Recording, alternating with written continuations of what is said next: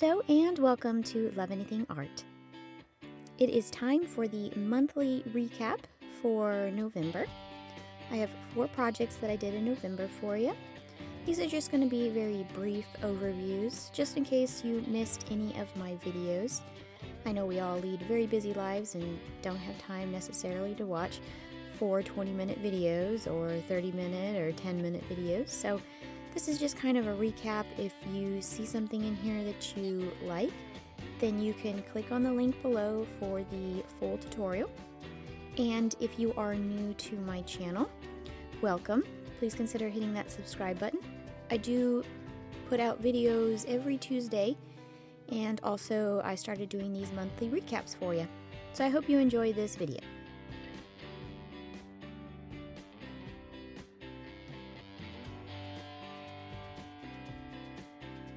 And I love experimenting with stencils and alcohol ink colors, and this was one of those projects. It turns out in the end kind of reminding me of the ocean, or like a mermaid's seashell or something like that. It's very oceany, probably because all the blues and greens, and it has like a nice little crackle effect in the end, just from manipulating the clay, so it comes out very interesting in the end. That's the thing that I love about stencils and alcohol inks. They're just so much fun to experiment with, and basically just let your imagination go and see what you come up with.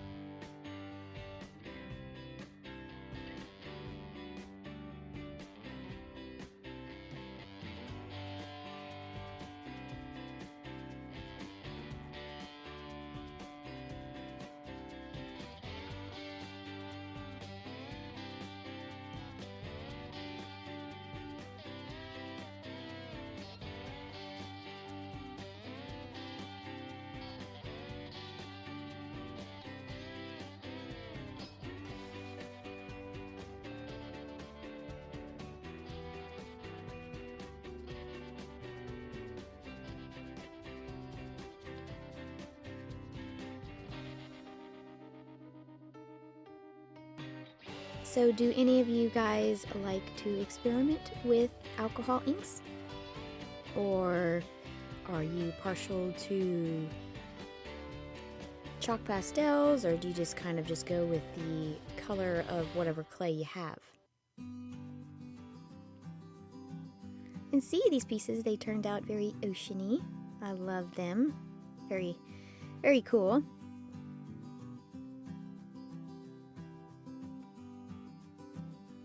And then, of course, assembling the necklace can be just as much fun as putting the idea together for the actual clay. And this is the grand presentation of my finished piece.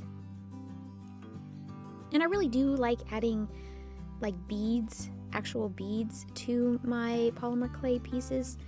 I think it's a very nice contrast in texture and colors. I think it just adds a lot to the piece.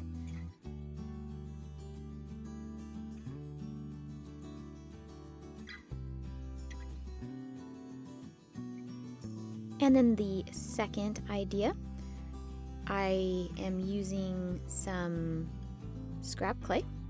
If you've been with me a while, you do know that I like to use scrap clay in my projects. I think it makes for very original pieces, And it's just a lot of fun to try to be creative and come up with ideas, trying to use and reuse so that we don't waste any of that precious, very expensive clay.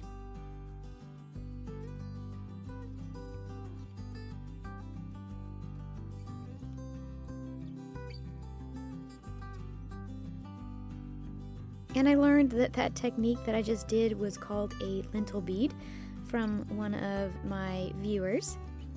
So I did not know that that's what they were called when you kind of swirl it around and it kind of makes like a little pattern from the inside to the outside in a swirling motion.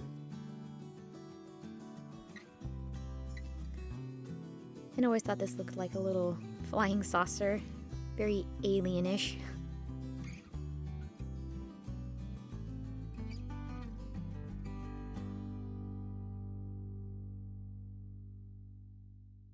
And then of course, it's always fun to incorporate solid colors in your scrap clay pieces. That way, it kind of doesn't look like a big old muddy mess, and you have some nice contrast in colors.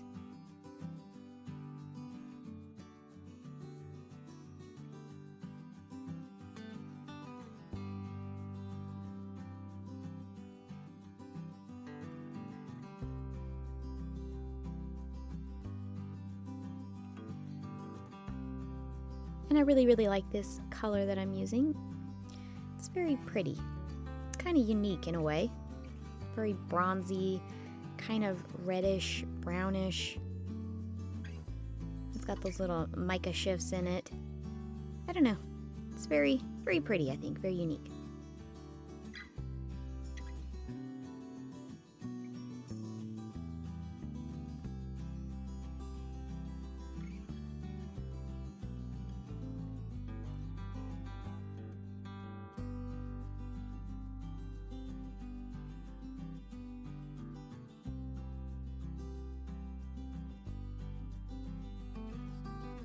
And the baggy technique. That way you come out with a very domed shape so that your sides aren't sharp and you don't have to do any sanding. Comes out nice and smooth and perfect.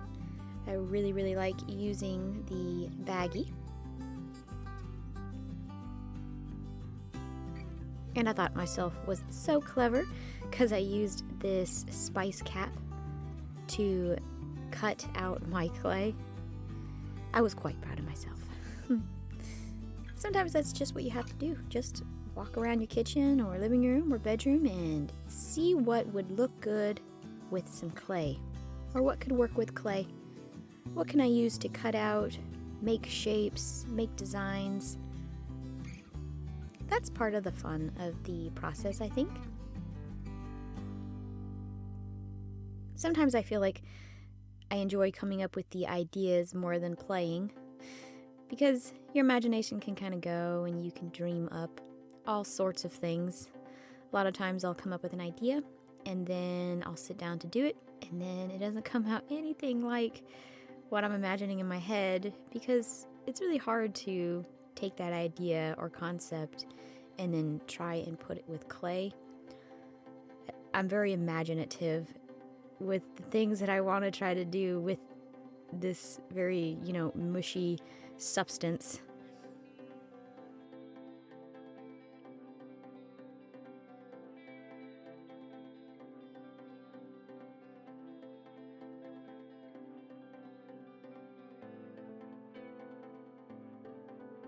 Kind of looks like little craters cut into the clay. Kind of moon-like. My favorite thing, burnishing. You can just smooth the heck out of anything with that burnishing. I love it. It gets rid of flaws. I used to make quite a few earrings, and I've kind of gravitated more towards necklaces. Not really sure why. Maybe it's because you can kind of be a little bit more funky and freeing with the necklaces. You can make them a little bit more big and gaudy and just kind of fun and creative. A lot of people don't want big old bulky items hanging from their ears. I think they would enjoy more so around the neck. That way it's not so heavy. And I don't know, kind of accentuates your outfits a little bit better. And I do use paint in a lot of my projects also. Just a very cheap way to add things to your piece, dimension or color or details to your pieces. And that's kind of what I enjoy doing. I do have some items, obviously, that I bought, such as the alcohol inks and stencils, and made a small little investment up front, but I got like 100 stencils for not a lot of money considering, and I'll be able to use them for years and years, and you can use them in so many different ways. So a lot of the things that I do don't require a lot of upfront money, but there are a few things that I did invest in. And I'm sure a lot of people are like me, and you see these tutorials online, and you're like, wow, I wonder how they did that. And then you watch it, and then you realize that you have to buy like 5 things that you don't have, and it's like $30, and you're gonna just do it for one project. Now, I guess if you're gonna make these things and then sell them, that would be beneficial that way. But I don't really have $30 to spend on every project I do. So I try to use things that I have on hand before ever considering going out and buying anything.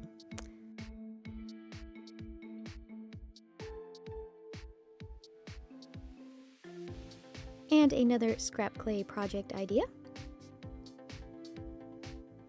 I had a viewer actually leave me a comment saying that she wasn't really sure how this thing was going to turn out, and she didn't have a lot of high hopes because it looks kind of a mess during the process, but she just said she needed to trust the process and just go with it, and she was really happy with my results in the end.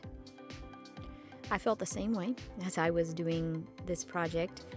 I was like, okay, it was a good idea from concept, but actually putting it together is not going to be very nice. But it actually surprised me quite a lot. I didn't think this tutorial was going to be posted on YouTube, but the end result did turn out very nice. And I did use this for a little plate for my flowers on my table.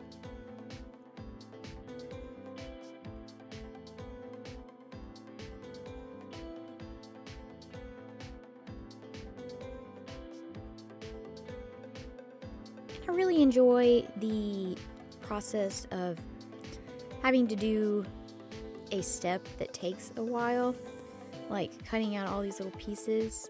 And that's because my second, third, fourth, fifth passion, I have a lot of them, is listening to podcasts. So I really enjoy just putting on a podcast and doing very tedious steps that take a long time. It gets caught up on my podcasting, and I get to do some claying, and it's just really fun and freeing, and just a joy to be able to do that.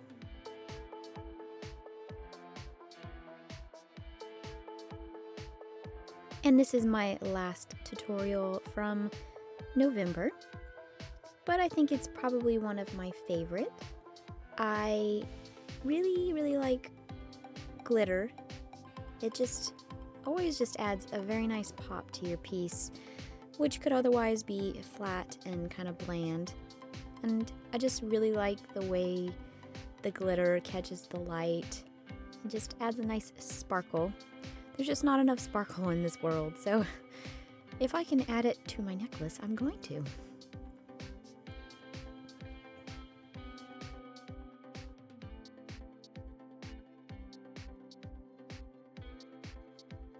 And I really like the colors and how they came together in this project too. And of course, I will be using some scraps. And for this project, you could really use any scraps for the center. I just used these from a previous tutorial, and I can actually leave a link down there for you on this tutorial, how to make these little swirlies.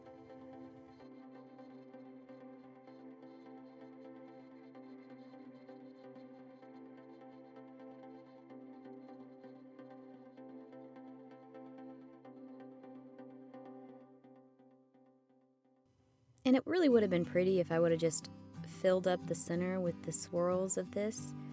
I think it would have come out different, but also at the same time very pretty and interesting in comparison to the one I did. You can just fill up the center with all kinds of things. It would just, I think, change the total outlook of the piece depending on what you did in the center of this heart. But I really, really like pink. It's always been my favorite color, pink and red. So it kind of was suiting for me to choose this color combination.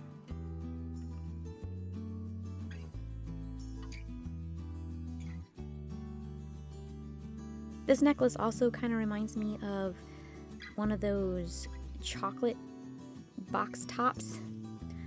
This kind of elaborate and very pretty, makes you want to open the lid and see what's inside. And another thing I've kind of learned over the years is baking in stages or steps. I used to not like baking in stages, but a lot of times my stuff would kind of come out a little bit mushy or have too many handprints or fingerprints on there from just touching it and manipulating it, and I find it best to bake and work in steps if at all possible.